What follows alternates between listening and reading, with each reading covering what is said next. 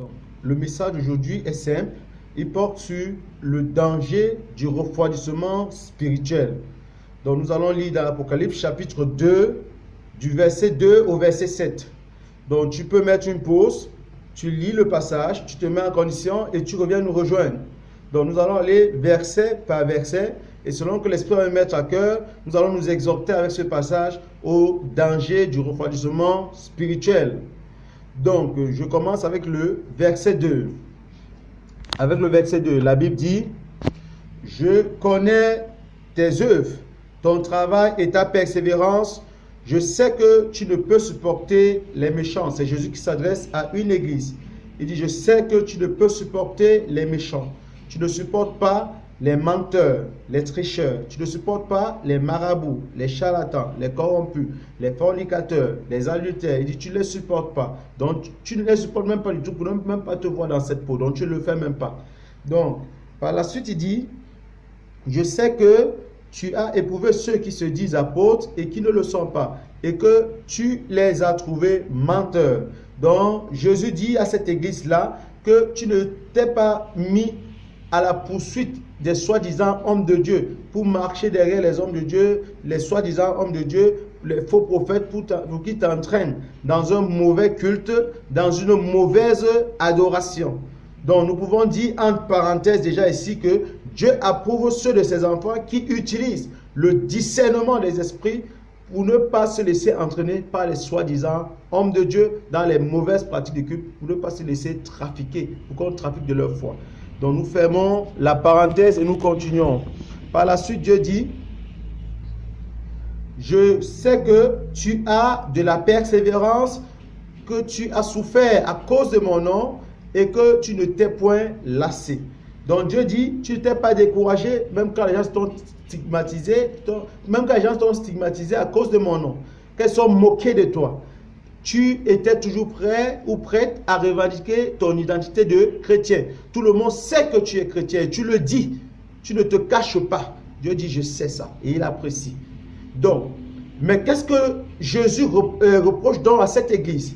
Il dit: mais ce que j'ai contre toi, c'est que tu as abandonné ton premier amour.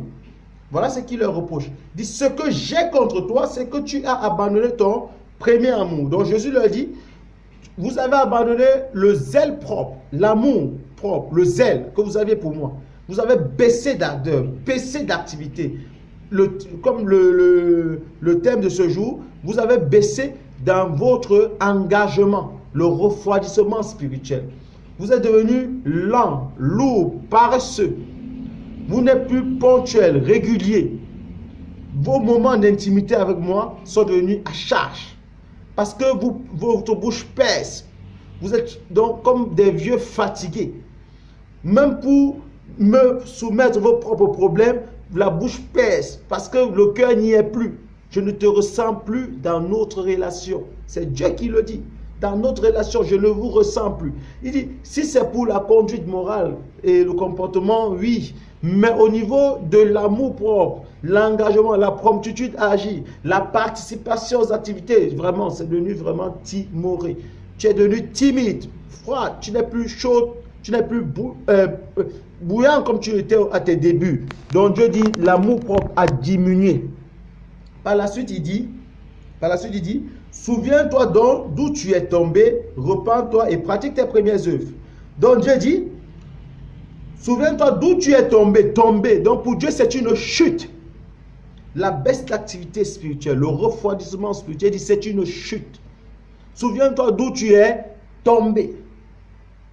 Et après, il dit: souviens-toi. Il dit: souviens-toi. Souviens-toi veut dire rappelle-toi de ce qui t'empêche. Fais un diagnostic. Remémore-toi. C'est-à-dire, resitue-toi dans ton histoire de ta relation avec moi. Pour dire à partir de quel moment, quelles sont les causes de ce refroidissement spirituel. Donc Dieu veut que tu ailles à la racine de ce mal. Que tu ailles à la racine pour pouvoir enlever le mal à partir de sa racine. Parce que Dieu ne fait pas dans de l'esthétique spirituelle.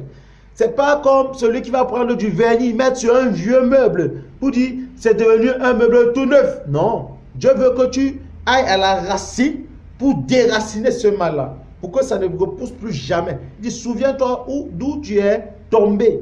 À partir de quel moment, quelles sont les situations qui m'empêchent d'être bouillant, d'être actif pour le Seigneur, d'être prompt. Alors, Dieu dit, sinon, je viendrai à toi et j'ôterai ton chandelier. Vous voyez, c'est un danger. Il dit, sinon, parce que Dieu les avertit, que s'ils ne se démerdent pas de cette situation, alors lui va venir à eux et dit, et j'ôterai ton chandelier de sa place, à moins que tu ne te repentes. Donc il dit, sinon, donc Dieu les avertit.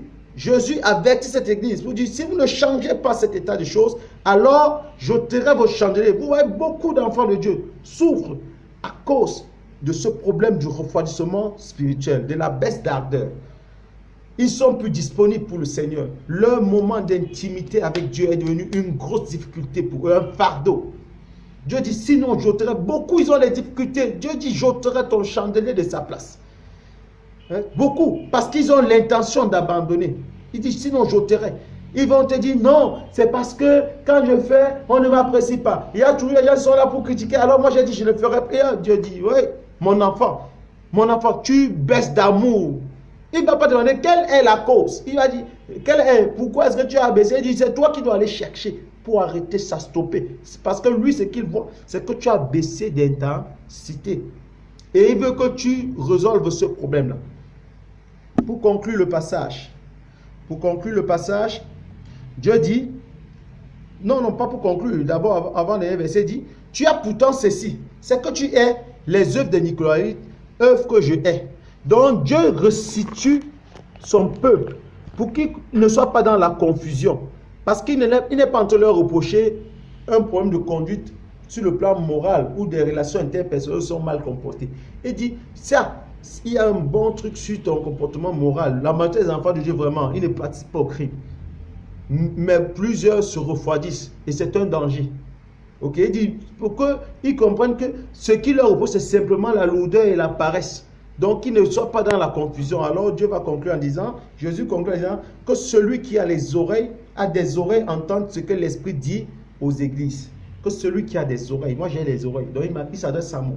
Il s'adresse à toi également, à tous ceux qui ont, à tous les êtres humains. Ils entendent ce que l'Esprit dit aux églises. C'est que si tu es debout, ravise-toi de ne pas tomber, parce que Dieu veut que tu gardes cette constance. Ok? Il a dit à celui qui vaincra, c'est un combat, n'est-ce pas? Donc il veut que tu combattes le bon combat. Comme Paul a dit, j'ai combattu le bon combat de la foi, j'ai gardé la foi. Ok?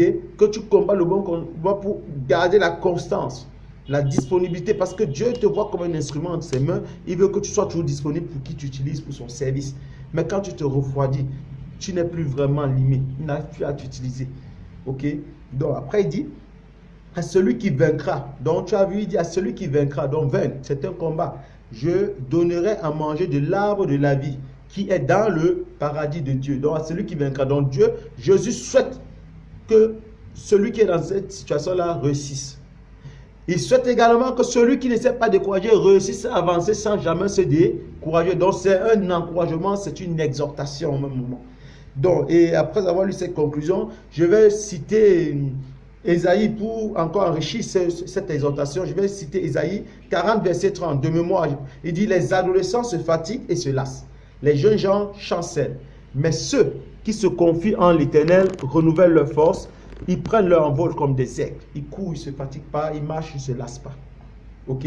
Donc, l'Éternel n'a pas dit les enfants. Parce que, ça c'est un petit raisonnement pour t'aider à comprendre un peu par rapport à notre contexte du refroidissement. Je dit, quand ils étaient enfants, donc les enfants de Dieu, là, quand ils venaient de croire, ils étaient bouillants, ils étaient actifs, toujours prompts, prêts à agir. Ils étaient prêts à m'écouter, ils étaient prêts à me poser leurs doléances, leurs problèmes. Mais dès qu'ils ont atteint l'adolescence, plusieurs se fatiguent et se lassent, et se découragent, et deviennent paresseux, et font la suffisance. Je n'ai plus rien à apprendre, je n'ai plus rien à apprendre. J'ai roulé ma bourse. La communion là-bas, c'est pour les jeunes. J'ai déjà lu toute la Bible 2-3 fois. Il dit, ils sont devenus, ils se sont lassés. Mais l'Éternel veut te regarder comme celui qui se confie en lui. Il dit, mais ceux qui se confient en lui renouvellent leur force. Il veut que tu sois quelqu'un qui se renouvelle en permanence. Qui renouvelle leur force. Qu'est-ce qu'il faut? Parce que tu peux prendre le même passage, ne dis pas que tu as lu la Bible plusieurs fois, tu peux prendre le même passage aujourd'hui, demain, après-demain, tu lis et Dieu te nourrit différemment ces jours-là. Et tu es bien nourri par le même passage. Parce que Dieu, sa parole est révélée et dans la révélation, il met les éléments nutritifs dont tu as besoin pour être en harmonie spirituelle avec lui aujourd'hui et maintenant, chaque jour. Donc, alors, ils prennent leur envol comme des aigles. Donc, si tu es tombé, Dieu veut que tu prennes ton envol comme l'aigle, que tu te relèves promptement. Parce qu'après, Dieu dit que celui qui est debout, sa vie ne va pas tomber, mais que celui qui est tombé se relève promptement. N'est-ce pas? Et Paul dit, Jacques dit, mettez en pratique la parole de Dieu et ne vous bornez pas à l'écouter en vous trompant vous-même par des faux raisonnements. J'en ai cité quelques exemples en disant, non, je n'ai plus rien à apprendre, non, je me comporte bien, je n'ai pas de problème, je n'ai pas un souci dans ma moralité, je ne suis pas dans l'adultère, dans la corruption. Dieu dit, je sais ça. Mais ce que je te reproche, c'est d'avoir baissé d'ardeur, de t'être découragé, de n'être plus présent. Ok? Tu n'es plus présent dans mes rassemblements. Tu ne participes plus, même quand tu es là, ton cœur est très loin. Je ne te ressens plus. Je ne te ressens plus. Tu avais, pourtant, un temps, tu m'aimais. Je sentais comment tu étais bouillant. Tu souhaitais toujours être. C'est comme si tu visais seulement les jours de rassemblement pour être là. Mais maintenant, là, c'est devenu vraiment lourd. Même quand tu es là, tu n'es pas là. Ça dit ton corps est là, mais ton esprit est très loin, en train de calculer. Tu es dans le téléphone, dans les WhatsApp, Facebook et autres. Pendant qu'on partage, ça dit tu n'as même plus la crainte de mon nom. L'amour que tu as pour moi, là, avec la crainte, là, mêlée de crainte, là, ça a diminué. Et Dieu fait ce reproche-là à une église. Et il dit, il fait ce reproche à tous ceux qui ont les oreilles comme nous. Moi, j'ai les oreilles. J'espère que tu en as également. C'est à nous qui s'adresse. Donc, que ce soit un encouragement si tu es vraiment debout et que ce soit une exhortation pour toi de te relever rapidement, de sortir de ce sommeil-là. Parce que la Bible dit réveillez-vous. Réveillez-vous, donc de se réveiller rapidement, de peur que l'ascension que Jésus a promis. Parce que beaucoup, comme je le disais tantôt, souffrent, traversent des moments difficiles à cause de ce problème-là. Et souvent, il faut obéir à Dieu et les problèmes se dissipent. Et ça se dissipe. Que Dieu te bénisse au nom de Jésus-Christ.